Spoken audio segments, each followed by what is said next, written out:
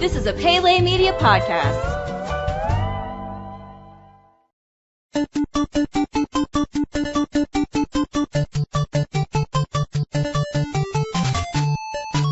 Welcome back to... my voice cracked. Okay. No, the adolescent boy. Yeah, that's not usual. Would you like fries with that, sir?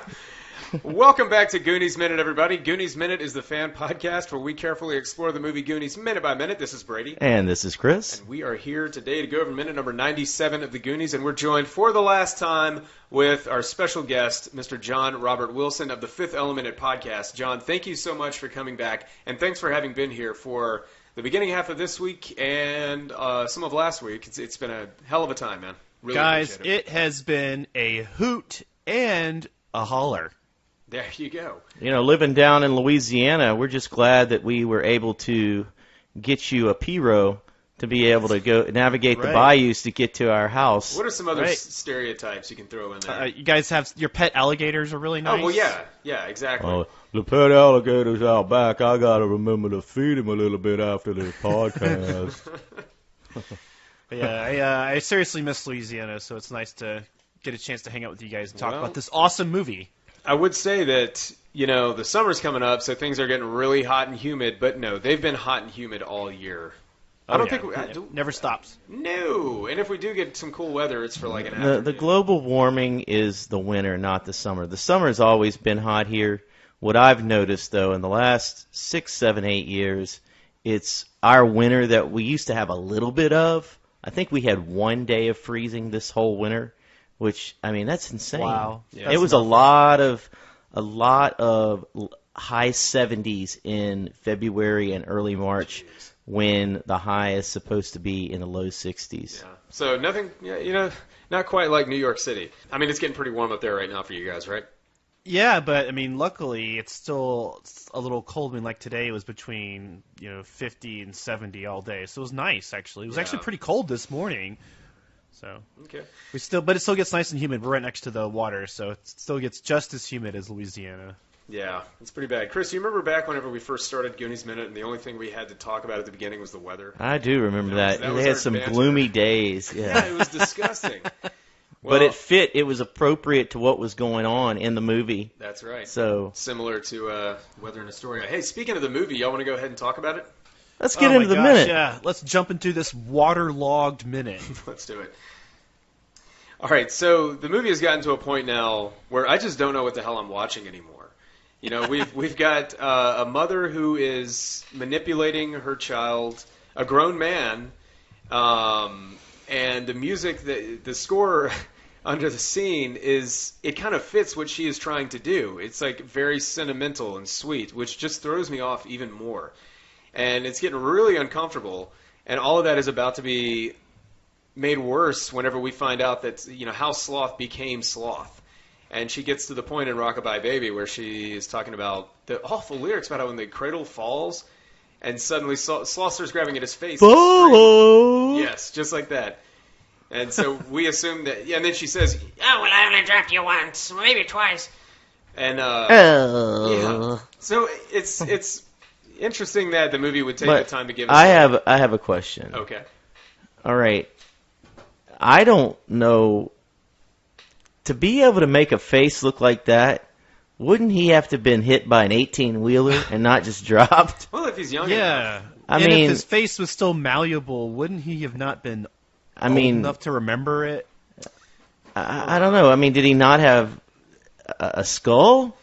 Well, okay. I mean, was he a Play-Doh? It makes sense that his brothers would remind him all the time of what happened to him. So I can imagine that those memories will always be with him.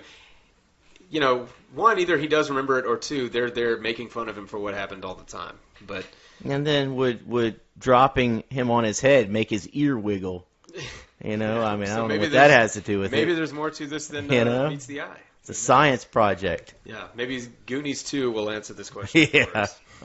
Let's hope. When they clone Sloth. Have you guys ever seen that internet video of Scott Sterling where he gets constantly hit in the face again and again and again with that soccer ball? No. No, I haven't.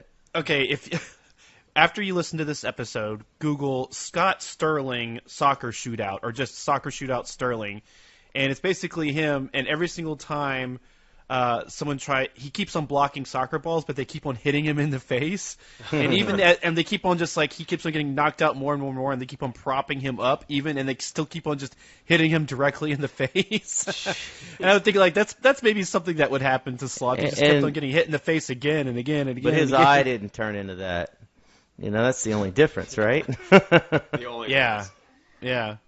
Also, I'd like to reiterate here that the nice wet sheen of chemical water is still on Mama Fratelli right now. And we made it a point to look very closely at that after you had mentioned it yesterday. And it is nice and very visible and very disgusting. What's interesting about that is I had made a comment back when Mouth was in the wishing well. He had that same nasty sheen on his face. It looked disgusting. Yeah. Like when the water, it was like more like oil. Yeah. And this is kind of the same thing. So this is just repulsive water. And they're probably, they probably took years off of their lives by some of this chemicals and nasty juice that's all over them. It's turbulent juice. Yeah. Yeah, man. But it's so noticeable. It just doesn't look right. Yeah.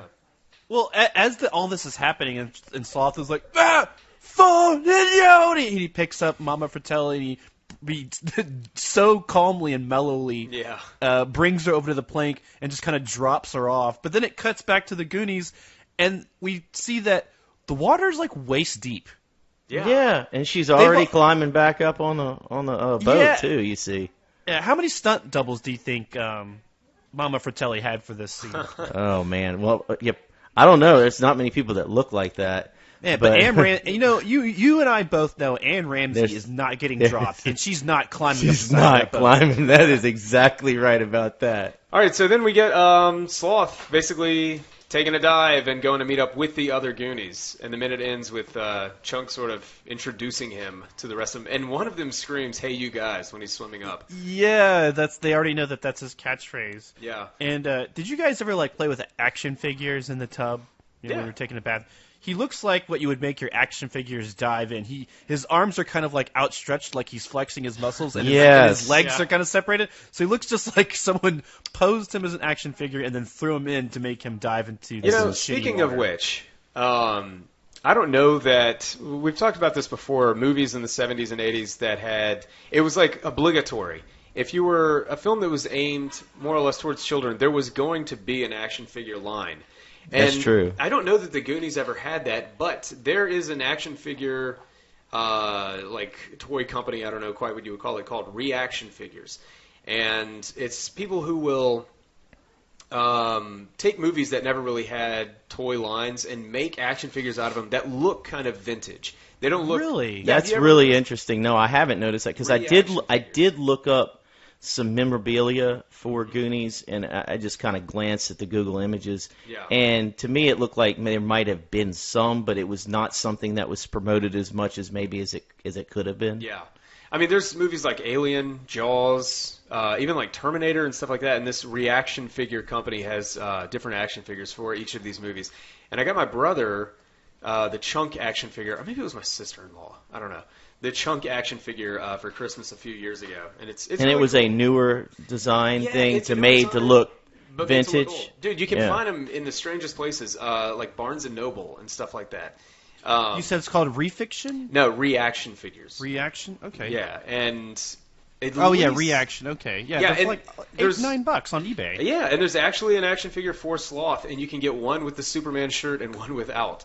That's interesting, because I thought maybe the thing that I saw with Sloth was not from back then. Then it must have been one of the newer things, probably. It could be, yeah. But it's really cool. It's very cool. Well, I tell you what, I want to take the opportunity, John, to talk to you a little bit more about your involvement with Movies by Minutes and where people can find it and why you guys chose The Fifth Element. Sure. We believe it or not, I mean, the name was so obvious to us that we just had to do it. And Crystal was, had started doing Alien Minute, Back to the Future Minute, and so she really was enthusiastic about starting a podcast, and we all had the means to do it. She had the personality, and I had the brains, I guess you could say, and. Nice. And then we discovered this massive community behind it. And it's been an incredible journey ever since then. And all of a sudden, she's guesting on different podcasts, and I'm guesting on different podcasts, and getting to meet all sorts of great different people like you guys, and get to get your voice out there, and to get to talk to people about really interesting movies. You can't ask for anything better. Yeah, man, it's awesome. You guys have had a lot of success with it so far, and the show is awesome. I mean, it's one of the best movies by minute shows I've ever heard, hands down. Oh my gosh, thanks, bro. And yeah, bro. But it's definitely a movie that's just perfect for this type of format. So I totally agree. I mean, it was directed by a guy named Luc Besson, and he subscribed to this whole movement, at least in the late '90s, early 2000s, called Cinema de Luc, where a lot of the ideas and concepts in his movies are more aesthetic than practical. So a lot of the clothing and vehicles, they look really nice, but when you actually break them down minute by minute and analyze them, a lot of it doesn't make a whole lot of sense. For example, the Mondashi ones, the aliens at the beginning of The Fifth Element, they have crotch lights. Who knows why? I don't remember that. Yeah, check out the podcast. You'll hear all about crotch lights. Exactly. I am actually going to be a guest host pretty soon on the show, I believe. Yeah. Check it out. It's on www.thefifthelement.com. We're also on iTunes, just like this lovely podcast as well. Awesome. Well, good deal, man. John, thank you so much for coming on the last few days. We've had a hell of a time. And it's so much fun. I really miss the food. Thanks for the kennel to sleep in, and thanks for the Cane's leftovers every night. The kennel. You'll have to fight the dog for it next time, but he was happy to give it up this time. So. Oh, great. All right, everybody. Thank you so much for tuning in. We will be back here tomorrow with minute number 98. And until then, this is Brady. And this is Chris. And we're here to remind you that Goonies never say die. Never say die! I did it! I was waiting for it. Later, man. All right, thanks.